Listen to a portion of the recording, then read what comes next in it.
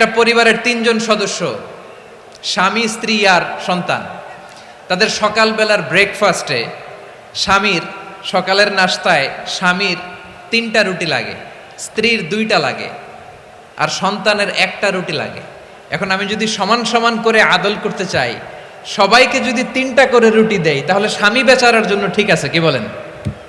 কথা কি বুঝতেছেন না কষ্ট হয়ে যাচ্ছে?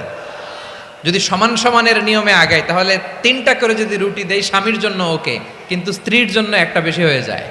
আর সন্তানের জন্য কয়টা বেশি হয়? আচ্ছা, এই তো বুঝতেছেন, মাশাআল্লাহ। আচ্ছা, 2টা করে যদি সবাই রে দেয় সমান সমান নীতিতে, তাহলে স্ত্রীর জন্য, স্ত্রী বেচারির জন্য ঠিক আছে, কিন্তু স্বামীর কয়টা কম পড়ে? আর সন্তানের বেশি হয়ে যায় কয়টা?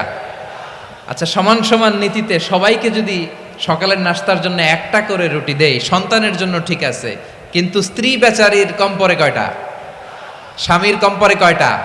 2টা। কথা কি বুঝতেছেন? আর আমি যদি স্বামীকে দেই 3টা, স্ত্রীকে দেই 2টা, আর সন্তানকে দেই 1টা, তাহলে কারো অপচয় হবে না, যার যতটুকু দরকার ঠিক ততটুকুই কাজে লাগবে। চিল্লায় বলেন ঠিক কিনা?